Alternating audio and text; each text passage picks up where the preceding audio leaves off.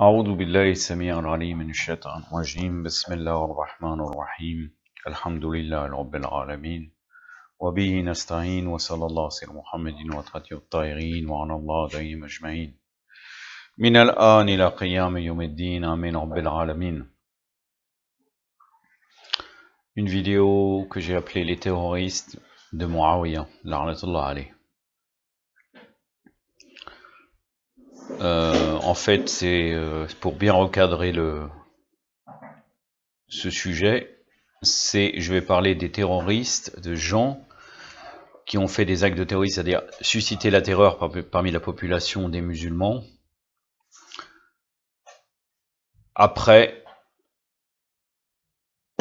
l'acte d'arbitrage entre Abu Moussa al-Ash'ari et Amr al-As, où cet imbécile d'Abu Moussa al-Ash'ari a destitué l'imam Ali alayhi salam et Amr al-As a replacé Muawiyah. Bien entendu, l'imam Ali alayhi salam n'a pas accepté cela. Il a commencé à mettre en place certaines troupes pour faire la guerre à Muawiyah.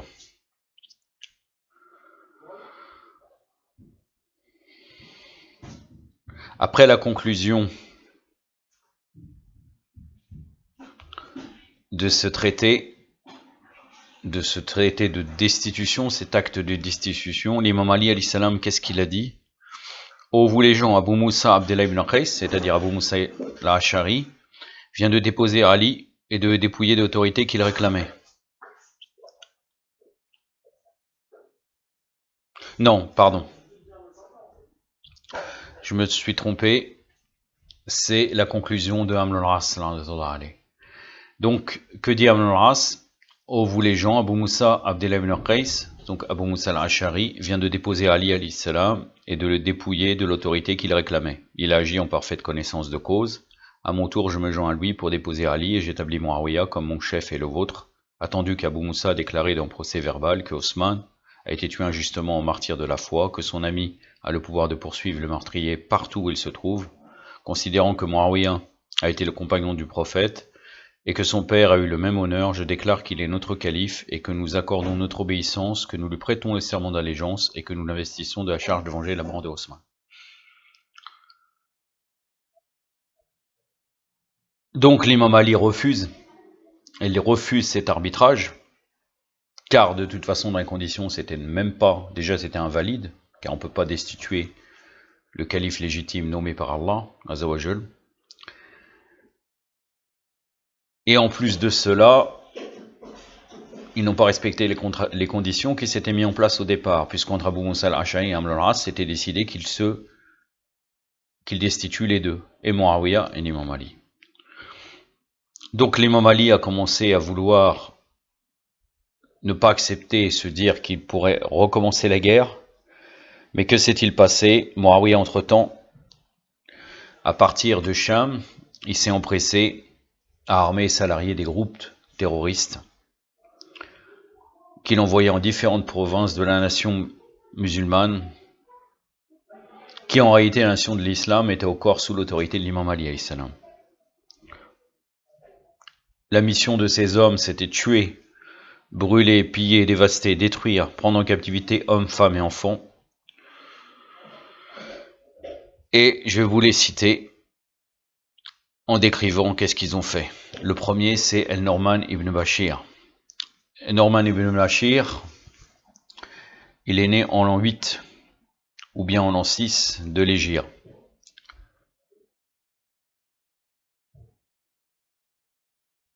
Pardon, il est né 6 ou 8 années avant le martyre du prophète sallallahu alayhi wa sallam. Il était compté parmi les Ansar, il est membre de la tribu des Bani Khazwaj de Médine. Et les Bani Khazwaj, c'est ceux qui ont apporté leur soutien, entre autres, au prophète sallallahu alayhi wa sallam.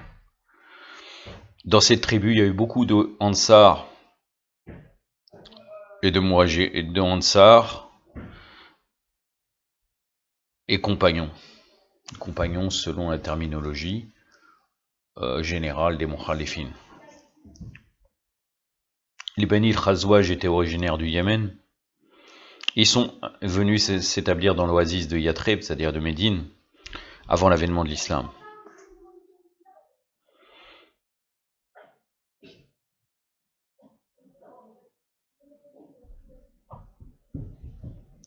Après, par la suite, on retrouve même certains d'entre eux, des Bani Khazwaj installés en Andalous à l'époque des Omeyyades.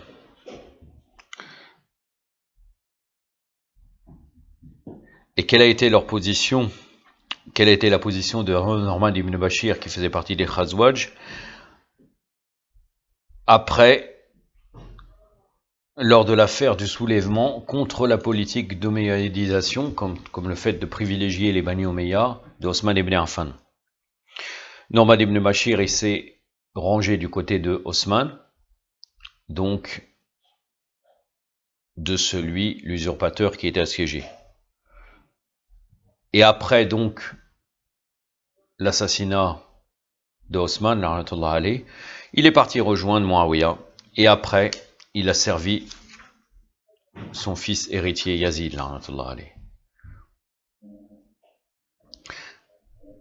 Alors que d'autres membres de Bani Khazwaj, en très grande majorité, ils ont soutenu l'imam Ali alayhi salam. Et même après, par la suite, après le martyre de l'imam Ali, ils ont soutenu l'imam Hassan al-Mujtaba alayhi salam. Et Norman ibn Bashir, c'est celui qui a ramené de Médine jusqu'à Cham le vêtement taché de sang de Osman ibn Affan. Et Muawiyah, avec ce vêtement, il a suspendu au mimbar de la mosquée de Damas, dans le but d'inciter les simples d'esprit à se mobiliser.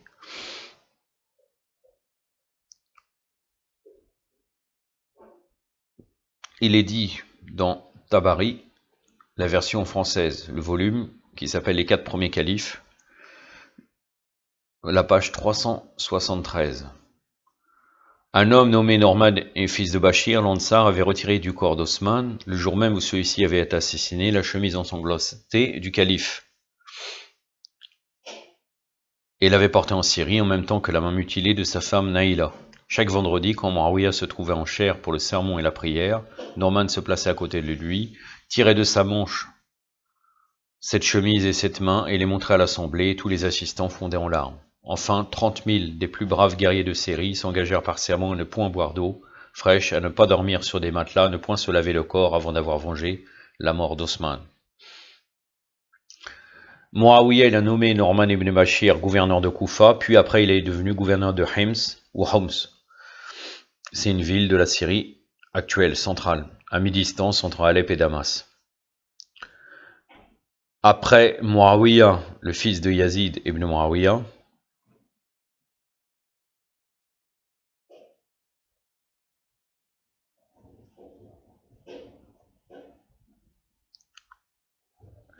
il est parti, à l'époque de Muawiyah, fils de Yazid, il est parti soutenir Abdullah ibn Zubair, qui s'était réfugié à la Mecque. Et donc après, Norman ibn Bashir a été tué par les Omeyyades à Maraj Harit, dans le mois de Dhul Hijjah de l'an 64 de l'Hégire. Ça, d'après, dans Usud el-Rabat, c'est sa propre biographie, le volume 5, page 22-23, et la Isaba, volume 5, page 529, le récit 8730. Et donc, qu'a-t-il fait après la destitution usurpée de l'imam Ali alayhi salam? Il a assiégé Ain Tamr avec 1 millier de ses miliciens enrôlés par Muawiyah. Ain Tamr, c'était une ville en Irak. C'était une ville à l'ouest de Koufa et proche de la cité d'Ambar. Mais par la suite, il a voulu terroriser les gens, mais les assiégés ont très bien, ceux qui sont fait assiéger ont très bien résisté. Il a été obligé pendant la nuit de fuir et de retourner au Cham. Tabari, volume 6, page 77, Ibn Hasir, volume 3, page 150, le commentaire de Najal Balara, le volume 1, page 212-213, Ibn Kassir, volume 7, page 319 et 324. Nous avons un autre des terroristes qui s'appelle Sufyan ibn Hawf ibn Muqaffal el-Azdi el-Ramidi. Lui, il fait partie des conquérants du Cham, il a accompagné Abu Abdullah ibn Jarrah. Par la suite, Muawiyah il lui a confié le commandement d'une armée lancée dans une guerre contre les Romains ou les Byzantins. D'ailleurs, il mourut là-bas, dans les terres romaines, en l'an 51 voire 52 de Hégire. Et Muawiyah lui a confié entre autres des missions terroristes qui avaient pour but la dévastation, le pillage, la destruction et la mise à mort des habitants de territoires musulmans situés en Irak. Avant de quitter El-Sham, Muawiyah lui avait ordonné de tuer toute personne ne partageant pas l'idéal omeyyade et n'adhérant point visé des Bani Omeyyah, de détruire tout lieu habité rencontré sur son chemin et de piller ses propriétés, car disait-il, le pillage a parfois plus d'effets douloureux sur les esprits et les cœurs qu'une simple destruction. Voilà. C'était vraiment une politique de terreur, donc on peut les appeler, avec le terme moderne, de terroristes. Ça, c'est selon le récit d'Ibrahim ibn Mohammed al-Saqafi dans l'ouvrage El-Harat, signalé dans le commentaire de Naj al-Balara, volume 2, page 58 et 90 à 90. Selon Tabari ibn Hasir, Muawiyah est recommandé à Sufyan ibn Auf, qu'il fait accompagner de 6000 miliciens armés, de commencer par la dévastation et le pillage des riches régions de Hit, situées sur les rives de l'Euphrate, proches de Bagdad et d'Ambar. Morjam al-Buldan, volume 5, page 420-421. Après avoir semé la terreur et la désolation dans ces régions-là, il devait s'attaquer à Ambar et Madain, avec la même violence et envie de dévastation. Il n'a trouvé aucun habitant à Hit pour le tuer et piller ses biens. Donc il poursuivit sa route jusqu'à Ambar, où il rencontra une centaine d'hommes en armes formant la petite armée de cette ville de garnison. Une grande partie d'entre eux fut tuée par les miliciens de Muawiyah, ainsi que leur commandant Hassan ibn Hassan el-Bakri. Après la reddition de la ville et de son pillage en règle, elle fut soumise à une impitoyable destruction, puis Sufyan ibn Auf rentra à Damas, rapportant à Muawiyah un immense butin. Et-Tabari, volume 6, page 78-80, Ibn Hasir, volume 2, page 150 à 153, et aussi El-Bayan El-Tabiyin, volume 1, page 70, El-Kamil del-Mubarad, volume 1, page 73, El-Aik del-Farid, volume 2, page 163, et bien d'autres. Quand l'imam Ali alayhi salam y fut mis au courant du massacre et la destruction totale de la ville d'El-Ambar, il monta en char pour inciter les gens à faire le djihad.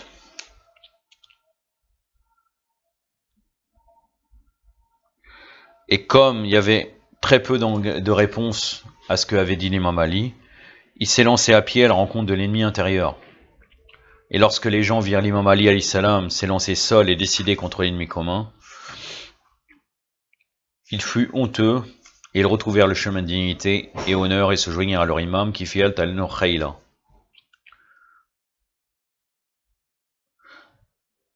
Mais ces gens-là, regardez la trahison, ces gens qui ont rejoint l'imam Ali, ils lui ont dit, il faut que tu retournes, tu dois faire demi-tour.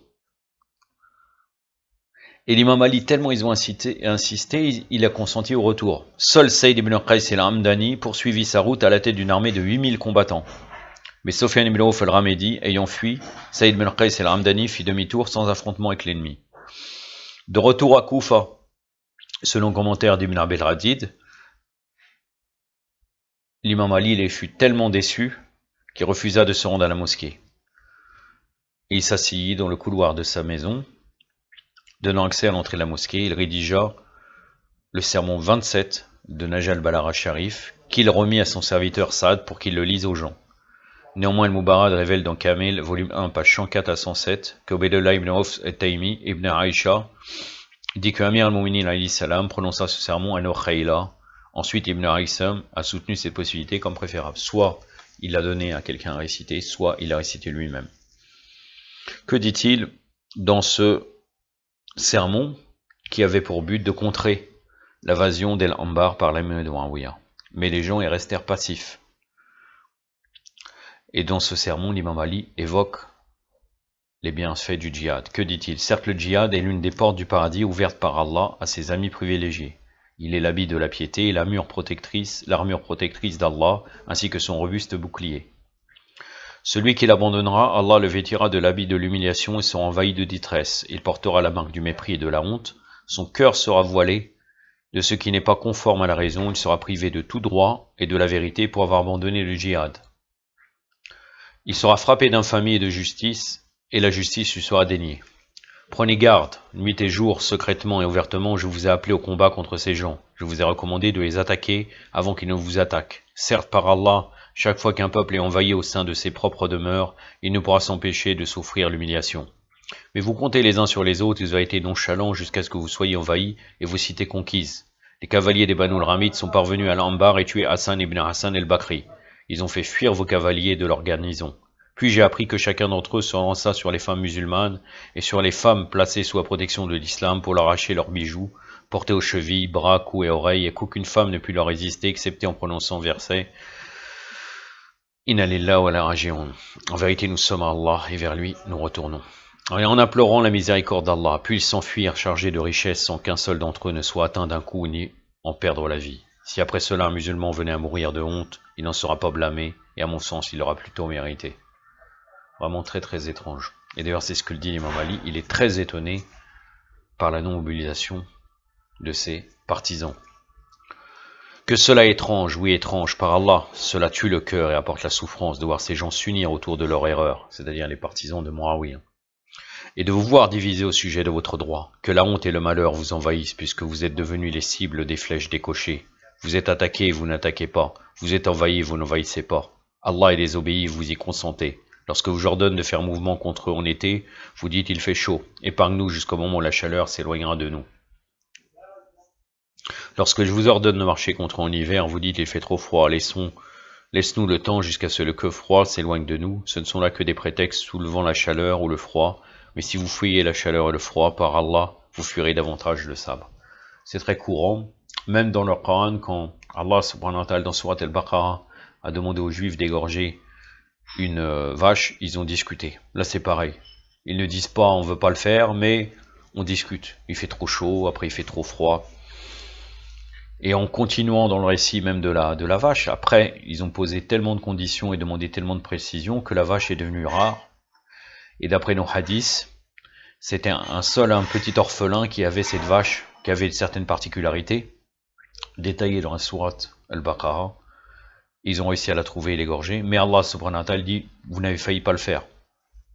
Et là, si on écoute ces gens-là, il fait trop chaud, il fait trop froid, en vérité, ils ne vont rien faire du tout. Après, quand il fera chaud, ils trouveront un autre prétexte, quand il fera la bonne température pour eux. Ni trop chaud, ni trop froid, tempéré. Subhanallah. Ils ont leur imam devant eux. Ô vous qui ressemblez aux hommes, mais qui n'êtes pas des hommes, votre intelligence est celle de l'enfant et votre esprit est semblable à celui des occupantes des maisons meublées et voilées. Ça, c'est allusion aux femmes qui sont normalement tenues à l'écart du monde. J'eusse souhaité ne pas vous avoir vu ni vous avoir connu. Par Allah, vous avoir connu m'a entraîné en moi que regret aboutit qu'à la tristesse.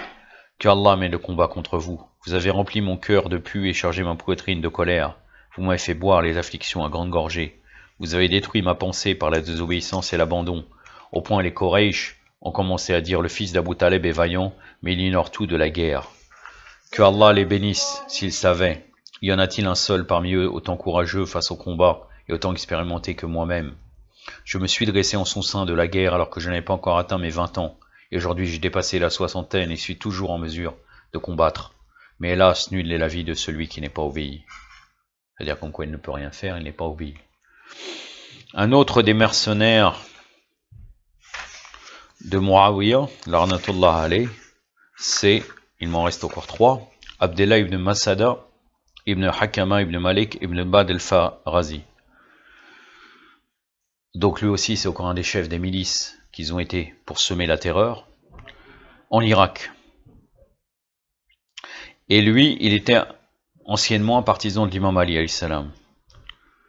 Mais il est parti rejoindre l'imam Ali, Muawiyah, pardon, à Damas. Et il fut un des pires ennemis de l'imam Ali alayhi salam.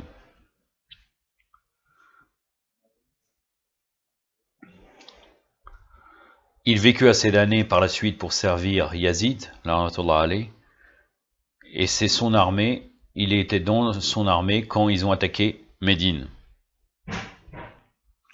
Plus tard, on le retrouve mêlé à la révolte d'Abdel ibn Zubair, où il fut gravement blessé. Après cette affaire, les historiens n'ont plus rapporté à son sujet. On ne sait pas qu'est-ce qu'il est devenu. Ça, ce qui est dit en dessous de l'Araba, volume 3, page 255, et l'Aïsaba, volume 2, page 359, le récit 4963. Ses origines dans le Jamarat et l'Ansab et l'Arab, page 245. Muawiyah, donc, il expédia Abdallah ibn Masada avec 1700 miliciens armés dans des terres musulmanes, placées sous l'autorité de l'imam Ali, alayhi salam, pour exiger des gens le versement de la zakat partout où il passerait et de tuer toute personne qui s'y refuserait. Donc, Muawiyah se prend pour le dirigeant légitime et il réclame la zakat, bien entendu. Et si on refuse, on se fait tuer. C'est ainsi qu'il passe à Médine, la Mecque et les terres de Hijaz sur ordre de Muawiyah. Tabari, volume 6, page 78, Ibn Hasir, volume 3, page 150. El-Dahhak ibn Qais, il est né 7 années avant le martyre du prophète, sallallahu alayhi wa sallam. Il était Quraysh et l'un des commandants de Muawiyah, dans l'armée de Muawiyah. Et il combattit avec une grande férocité contre l'imam Ali, alayhi salam, l'arnatullah alayhi. Pendant de longues années, il occupa la fonction de chef de la police de Damas. Puis en l'an 53 de l'Hégire, il fut nommé gouverneur de Koufa, où il assuma encore cette fonction durant 4 années, pour ensuite reprendre son poste de chef de la police de Damas. C'est lui qui, à la mort de Muawiyah, il fut chargé des funérailles et de prévenir Yazid qui était parti chasser, de la mort de son père Muawiyah. Après le décès du calife usurpateur Osman,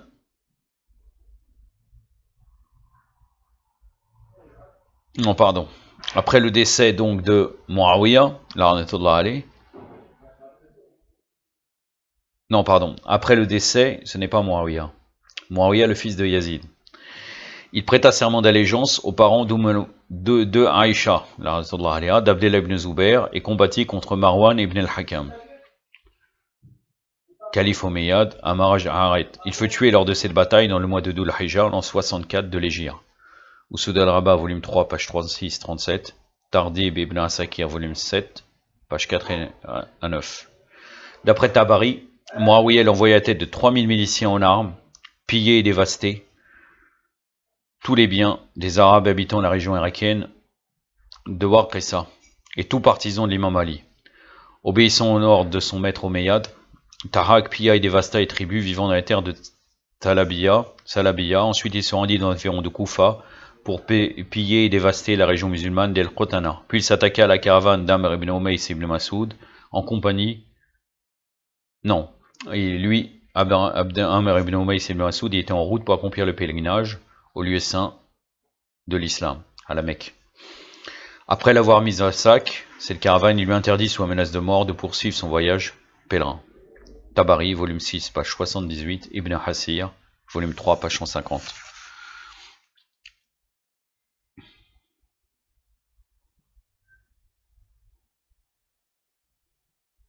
Et Amr ibn Umays ibn Masoud, il fut tué par lui. Et celui-là était un grand compagnon du prophète. Il a même tué les autres pèlerins qui allaient vers la cité sainte de la Mecque. Le dernier ennemi terroriste, Boshr ibn Artad el-Ameri, lui faisait partie de la tribu des Amir ibn Layth ibn Ghalib.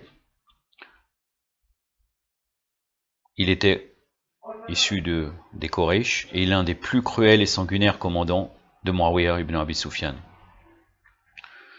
Il lui envoya piller, dévaster, massacrer des populations musulmanes en Irak et au Hijaz.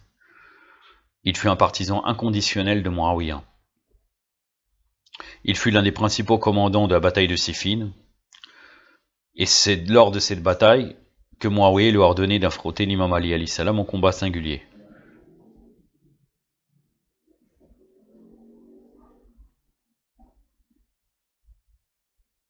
Mais bien sûr, Boshr, connaissant la valeur de combattant de l'imam Ali, il s'est abstenu, même si Muawiyah l'incitait à combattre l'imam Ali en combat singulier.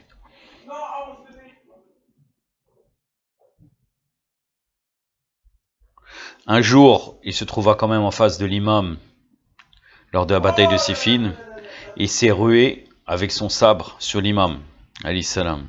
mais même avant même d'avoir le temps de le frapper, il reçut un coup terrible de Dhul Fiqar qui le désarçonna. À terre, voyant sa mort prochaine, le féroce et sanguinaire commandant Bushr ibn Ardad al-Amiri, il a fait la même chose que Mlahas. Il se déshabillait entièrement jusqu'à qu'il laisse apparaître ses parties honteuses. Et sachant très bien que l'imam Ali, s'il devient tout nu, il ne le tuera pas. Il va détourner son regard, l'imam Ali, pour ne pas regarder cela. Donc, il abandonna, mais bien sûr, il subit la honte et l'humiliation, celui-là.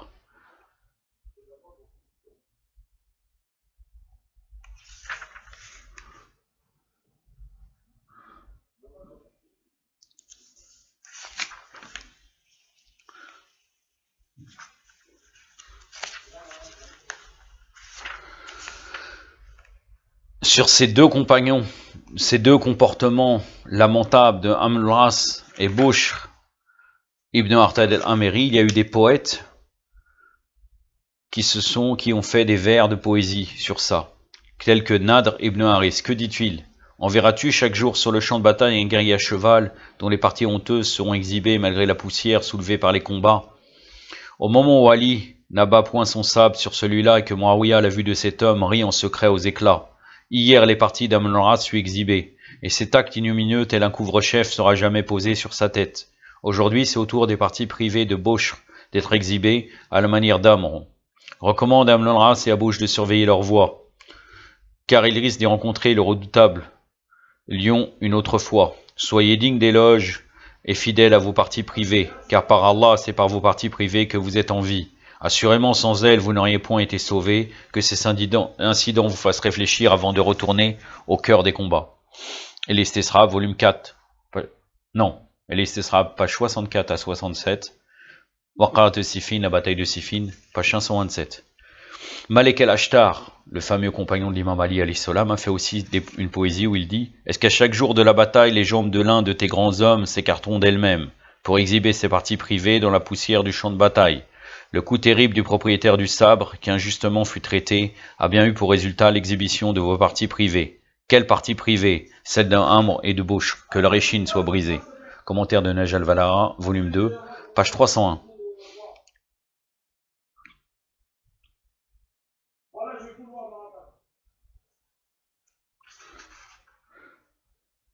Il est même dit, d'après certaines versions, que Bushr n'était plus musulman. Après le martyre du prophète, sallallahu alayhi wa alayhi, il fit acte d'apostasie.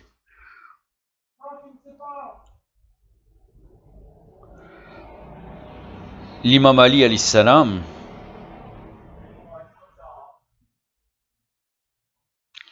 il a appris que Bushr avait tué ses propres enfants, 2 enfants.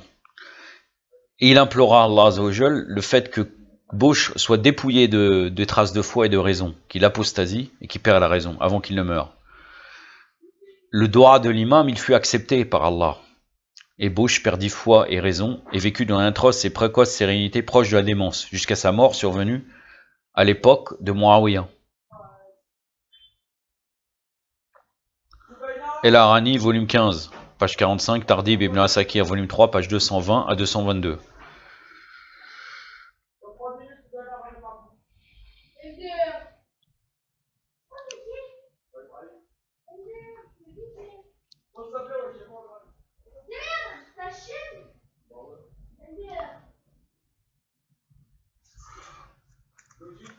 J'en ai terminé avec cela. Il y avait un discours, je pourrais vous parler de l'imam Ali, mais ce n'est pas très important.